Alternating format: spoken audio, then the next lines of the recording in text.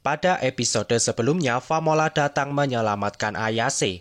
Namun alien Komodo melubangi tubuh Famola dengan ekornya. Komodo hanya mengincar baju kaiju, jadi tubuh Famola dibuang begitu saja. Ayase menangkap tubuh Famola dan berusaha memberikan pengobatan. Ranger kembali menyerang dan beruntung perisai Serpo masih aktif. Serpo menyuruh Ayase segera membunuh Famola. Tapi Ayase belum paham kenapa Famola datang membantu. Ayase menyesal sempat marah-marah tidak jelas kepada Famola. Jika nanti Famola selamat, Ayase berjanji akan mendengarkan penjelasan Famola. Ayase memegang aura Famola dan ingatan Famola muncul di hadapan Ayase. Gara-gara alat komunikasi buatan Serpo, semua orang juga melihat apa yang Ayase lihat. Sekarang kita terbang ke masa lalu, puluhan tahun sebelum Famola datang ke bumi. Famola berasal dari bangsa Sumeria dan lokasinya di luar galaksi Bima Sakti. Planet asal Famola diserang alien elit global. Bangsa Sumeria melawan tapi kekuatan mereka tidak sebanding. Sampai akhirnya bangsa Sumeria mendekati kepunahan. Kemungkinan Famola adalah satu-satunya anak kecil yang tersisa. Terlihat Famola menangis di tengah medan perang. Famola diselamatkan oleh seorang wanita tua bernama Banga. Banga adalah bagian dari prajurit wanita Sumeria. Banga aktif melawan penjajah bersama dua temannya. Wanita berambut hitam bernama Aja dan rambut putih bernama Tome. Pada akhirnya Banga mengadopsi Famola. Tidak dijelaskan di mana orang tua Famola yang asli. Bisa jadi mereka sudah mati karena serangan elit global. Banga marah kepada laki-laki karena kalah terlalu cepat. Jadilah wanita tua seperti mereka harus ikut berperang. Tentu saja Famola tidak bisa ditinggalkan sendirian. Jadilah Famola selalu ikut berperang bersama Banga. Sampai akhirnya mereka bertemu prajurit Sumeria yang lain. Hari demi hari berlalu. Banga memberikan pendidikan dasar kepada Famola, seperti memasak, mencuci, membaca, dan menulis. Suatu hari Banga mengajak Famola ke suatu tempat. Di sana terdapat lukisan kaiju yang adalah dewa bangsa Sumeria. Mereka berdoa setiap hari dan meminta perlindungan kepada dewa kaiju. Namun Banga mulai tidak percaya kalau dewa itu ada. Buktinya dewa tidak datang ketika perang terjadi. Karena itu Banga akan menjaga dirinya sendiri. Beberapa tahun berlalu dan sekarang Famola sudah besar. Tapi perang melawan elit global masih terjadi. Beruntung Banga, Tome dan Aja masih hidup. Famola memanggil Banga dengan sebutan Mama. Tapi Banga tidak suka dipanggil begitu. Sekarang kelompok mereka masih ada puluhan orang. Kabarnya ada lebih dari 3.000 orang di bagian barat. Jadi mereka akan pergi ke barat dan bergabung dengan pasukan yang lebih besar. Perjalanan dimulai dan Famola berada di barisan tengah yang paling aman. Setelahnya mereka menemukan pasukan elit global. Di sana terlihat monster berukuran raksasa bernama Big Mom. Big Mom memakan orang Sumeria dan dijadikan bahan untuk membuat senjata. Wujud asli elit global adalah gurita, dan baju tempur mereka dibuat oleh Big Mom. Orang Sumeria yang dimakan meminta pertolongan kepada dewa kaiju. Dendam itu menumpuk dan Big Mom berhasil menciptakan baju kaiju. Kelompok Banga melanjutkan perjalanan ke barat. Ternyata benar di sana ada ribuan prajurit Sumeria yang masih hidup. Mereka mendekat tapi tiba-tiba semua orang menghilang. Ternyata semua itu adalah perangkap elit global. Pertempuran tidak bisa dihindari dan mereka kehilangan banyak teman. Untung saja mereka berempat masih selamat dan bisa bersembunyi di dalam goa. Mental mereka hancur dan Banga terluka. Banga mengingatkan Famola untuk tidak percaya kepada siapapun. Jangan sampai mereka terjebak ke dalam perangkap untuk kedua kalinya. Tome berkata ingin melihat pantai. Tome lahir di pegunungan yang miskin.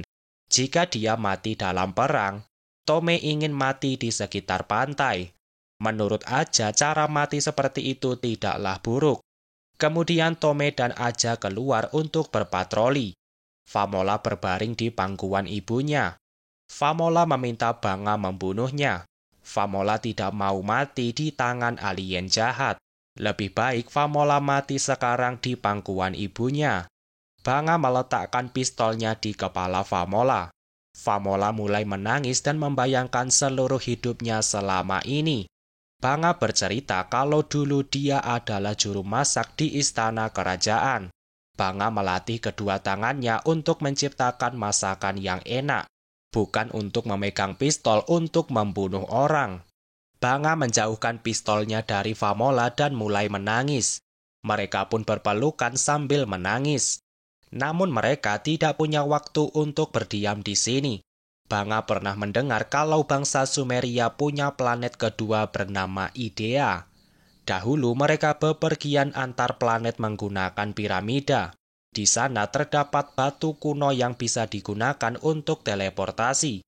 Ketika Famola masih kecil memang terlihat ada piramida di sini. Ternyata piramida itu masih ada sampai sekarang. Namun elit global menjadikannya sebagai markas utama. Piramida itu adalah satu-satunya cara. Jadi mereka berempat tetap akan ke sana walaupun nyawa sendiri yang menjadi taruhannya. Di perjalanan mereka bertemu banyak musuh. Tapi pada akhirnya mereka berhasil sampai di sekitar piramida. Ternyata ada banyak laki-laki Sumeria yang ditahan di sini. Mereka berbaris untuk menjadi makanan Big Mom. Banga berencana memanfaatkan laki-laki untuk membuat keributan. Mereka menyelinap di antara laki-laki dan terjadi keributan. Para alien menembak dan Banga terkena tembakan. Famola berusaha menolong tapi Aja membawa pergi Famola. Banga tertinggal sendiri dan melihat baju kaiju buatan Big Mom. Famola, Tome, dan Aja semakin dekat dengan piramida. Namun Tome dan Aja tertangkap alien. Famola dikepung dari segala arah dan hampir menjadi makanan Big Mom. Tiba-tiba Banga datang dengan baju kaiju. Dengan mudah Banga memukul mundur banyak alien. Laki-laki Sumeria bersyukur dewa akhirnya datang menolong. Namun Banga tidak suka mendengar doa laki-laki di sini. Seharusnya mereka melindungi generasi selanjutnya. Tapi mereka justru membiarkan Famola berada dalam bahaya. Jika ingin mendapatkan pertolongan dewa, Banga menyuruh semua orang marah dan melawan alien penjajah. Kemudian semua orang maju melawan penjajah. Famola kembali terjebak di tengah perang. Aja bangkit dan membantu Famola menuju piramida. Sementara Tome melindungi dari atas. Dari sana Tome bisa melihat lautan. Hal itu membuat semangat Tome membara. Famola akhirnya sampai di altar piramida. Di sana terdapat artefak yang ditulis dengan bahasa Sumeria. Tapi Famola tidak tahu cara menggunakannya. Banga berhasil sampai ke sini dengan baju kaiju. Banga memakai darahnya untuk mengaktifkan artefak. Kemudian muncul portal dimensi dan Banga memberikan baju kaiju kepada Famola. Namun baterai artefaknya tinggal sedikit jadi hanya ada satu orang yang bisa pergi. Banga memaksa Famola masuk ke dalam portal dimensi. Banga menyuruh Famola meneruskan hidupnya di planet yang baru. Dan temukanlah pasangan yang bisa meneruskan darah Sumeria. Banga teringat semua kenangannya bersama Famola. Banga sebenarnya suka dipanggil Mama. Dan Banga menangis melepaskan kepergian Famola.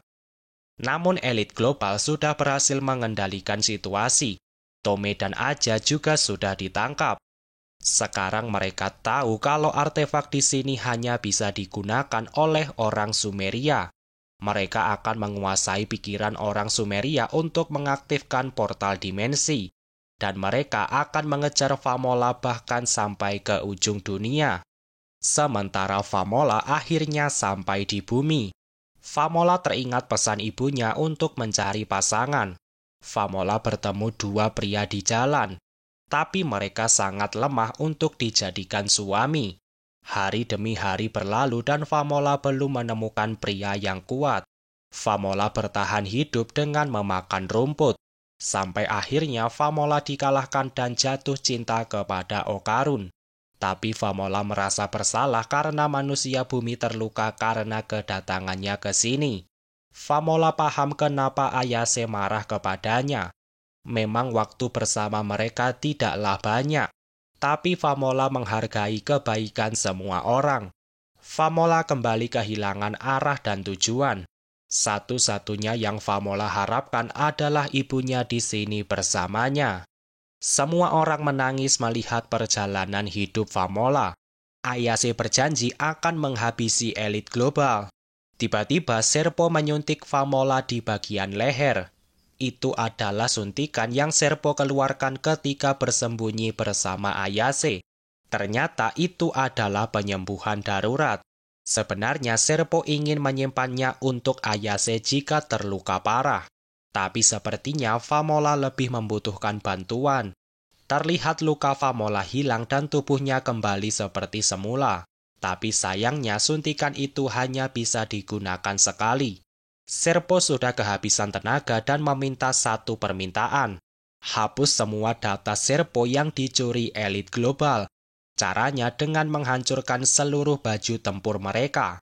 Serpo kehilangan kesadaran dan perisainya menghilang. Ranger langsung menyerang Ayase dan menangkap Famola. Menurut Ranger, keberuntungan Famola sangat tinggi. Tidak mudah menemukan planet yang dipenuhi makhluk hidup. Berkat Famola, mereka bisa sampai ke sini. Komodo berencana menjadikan kepala Famola sebagai jimat keberuntungan. Namun tiba-tiba Ranger terbang terkena lemparan pohon raksasa. Pelakunya sudah pasti adalah Ayase. Ayase meminta maaf karena sudah mengatakan hal buruk kepada Famola. Ayase yakin Banga masih hidup dan baik-baik saja. Untuk sekarang serahkan semuanya kepada Ayase. Dan Ayase juga akan memenuhi permintaan Rokuro, nama alien Serpo yang membantu sejak kemarin. Kebetulan Komodo juga menginginkan tubuh Ayase. Komodo yakin tubuh Ayase akan menjadi bahan berkualitas untuk baju tempurnya. Tapi semua itu tidak akan terjadi. Justru Ayase yang akan menjadikan gurita sebagai takoyaki. Komodo dan Ranger sudah siap bertarung. Sementara kekuatan Ayase terlihat mengalami awakening. Siapa yang akan menang? Sebelum lanjut, kita lihat dulu kondisi Aira. Aira belum bangkit setelah terkena serangan robot. Kemarin Aira berhasil selamat karena alien kehabisan waktu. Sekarang peralatan mereka sudah diperbarui, jadi alien bisa bertarung dalam waktu yang lama. Robot kembali menyerang dengan listrik dan Aira tidak mampu melawan. Robot mendekat dan Aira menangkapnya dengan rambutnya.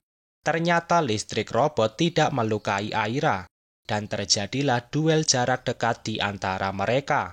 Aira menendang robot berkali-kali, namun serangan Aira belum bisa merusak baju robot.